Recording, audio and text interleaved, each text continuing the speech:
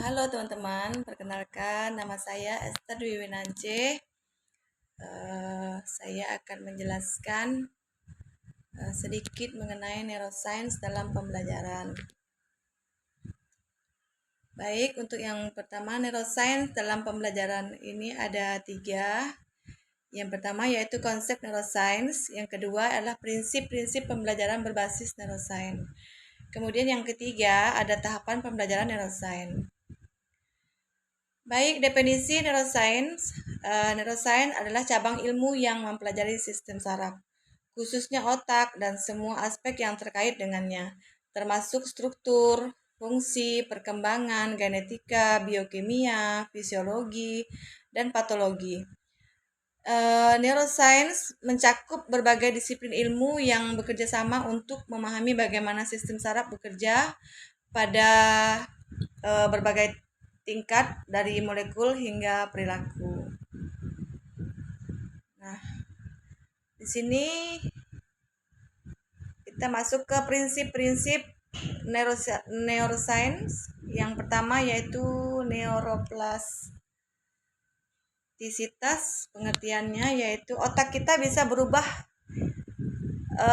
dan beradaptasi sepanjang tahun. Sebagai contoh, jika kita belajar keterampilan baru seperti kita bermain piano, otak kita membuat dan memperkuat jalur baru untuk keterampilan tersebut. Nah, selanjutnya yang kedua itu spesialisasi otak. Pengertiannya di sini adalah bagian-bagian otak memiliki fungsi khusus. Sebagai contoh, bagian belakang otak terutama untuk penglihatan, sedangkan bagian yang depan untuk pengambilan keputusan maupun perencanaan. Selanjutnya, yang ketiga adalah lateralitas otak, yaitu otak terdiri dari 2 hemisfer yang memiliki fungsi spesifik dan sering bekerja sama. Hemisfer kiri yaitu umumnya terkait dengan pemrosesan bahasa, logika maupun analisis. Kemudian yang hemisfer kanan terkait dengan pemrosesan visual, spasial, kreativitas dan intuisi. Kemudian yang keempat yaitu transmisi sinaptik, yaitu pengertiannya di sini adalah neuron berkomunikasi satu sama lain melalui sinap menggunakan sinyal listrik dan kimia. Sebagai contoh misalkan ketika kita menyentuh sesuatu yang panas, kemudian sinyal cepat dikirim melalui neuron ke otak kita untuk meresponnya. Oke, baik. Yang kelima yaitu prinsip-prinsip neuroscience. Yang kelima yaitu prinsip penggunaan dan non-penggunaan. Nah, di sini pengertiannya yaitu use it or lose it, yaitu jalur saraf yang sering digunakan akan diperkuat, sementara yang jarang digunakan akan melemah. Sebagai contoh di sini jika kita berhenti berlatih bahasa asing, misalnya contohnya ya, kita sudah mulai mungkin lupa dengan kata-kata, nah, dan tata bahasanya gitu. Kemudian berikutnya itu perkembangan otak. Pengertiannya di sini itu otak berkembang dan berubah sepanjang hidup dengan perubahan paling signifikan terjadi selama masa kanak-kanak. Sebagai contoh, anak kecil belajar bahasa lebih mudah daripada orang dewasa karena otak mereka itu lebih fleksibel dan mudah sekali untuk mengingat. Nah, sedangkan yang ketujuh yaitu pengaruh genetik dan lingkungan. Pengertiannya yaitu perkembangan dan fungsi otak dipengaruhi oleh gen dan pengalaman hidup kita. Nah, sebagai contoh misalnya seseorang mungkin mewarisi kecenderungan genetik untuk kondisi tertentu, tetapi gaya hidup dan lingkungan juga berperan sangat besar. Nah, di sini ada tahapan pembelajaran neuroscience. Tahapan pembelajaran neuroscience melibatkan pendekatan yang memanfaatkan pengetahuan tentang cara kerja otak untuk memaksimalkan efektivitas pembelajaran. Nah, di sini ada 6 tahapan. Yang pertama itu persiapan dan pemahaman. Kemudian tahap yang kedua yaitu penyajian informasi baru. Yang ketiga tahapan pengelolaan informasi. Yang tahap yang keempat yaitu penguatan dan latihan. Kemudian yang kelima aplikasi dan transfer. Sementara yang keenam yaitu tahap yang keenam evaluasi dan refleksi. Baik, untuk tahapan yang pertama yaitu tentang persiapan dan pemahaman. Sebelum memperkenalkan konsep baru, penting untuk menghubungkan materi tersebut dengan pengetahuan yang sudah dimiliki oleh siswa, ini membantu otak membuat koneksi baru berdasarkan informasi yang sudah dikenal.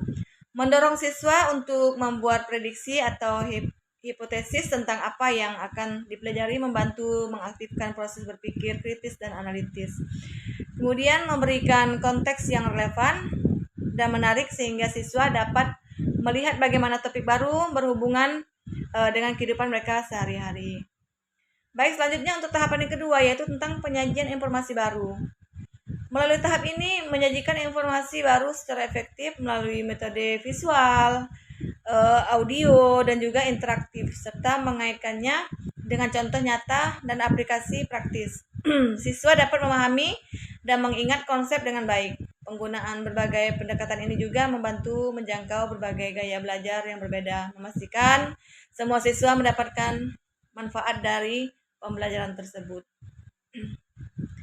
Baik, selanjutnya untuk tahapan yang ketiga yaitu tentang pengolahan informasi. Menggunakan diskusi kelompok kecil juga bisa untuk mendorong kolaborasi dan eksplorasi ide.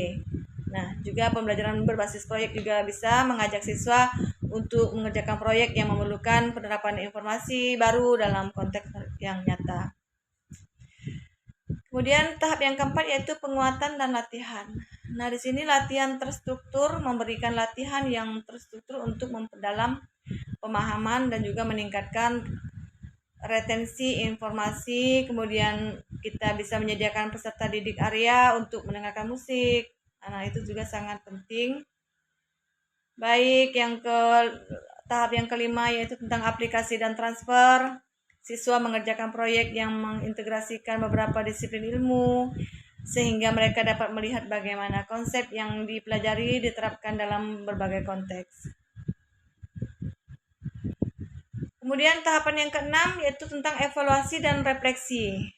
Ini ada dua, yaitu mengevaluasi pemahaman dan kinerja serta mendorong refleksi diri untuk pembelajaran berkelanjutan. Kemudian refleksi diri di sini siswa menulis jurnal refleksi tentang apa yang telah mereka pelajari, bagaimana mereka belajar, dan bagaimana mereka dapat meningkatkan pembelajaran di masa depan. Untuk yang terakhir yaitu kesimpulan, neuroscience dalam pembelajaran adalah pendekatan yang memanfaatkan pengetahuan tentang cara kerja otak untuk meningkatkan efektivitas proses pendidikan, kemudian dengan memahami bagaimana otak memproses, menyimpan, dan juga mengingat informasi. Pendidik dapat merancang strategi pengajaran yang lebih sesuai dengan kebutuhan kognitif siswa. Dengan menerapkan prinsip-prinsip neuroscience dalam pembelajaran, pendidik dapat menciptakan pengalaman belajar yang lebih efektif, mendalam, dan menyenangkan bagi siswa. Nah, terima kasih. Mungkin hanya itu yang dapat saya sampaikan. Mungkin banyak kekurangan dan juga tidak sempurna ya. Saya minta maaf untuk lebih dan kurangnya. Saya ucapkan banyak terima kasih.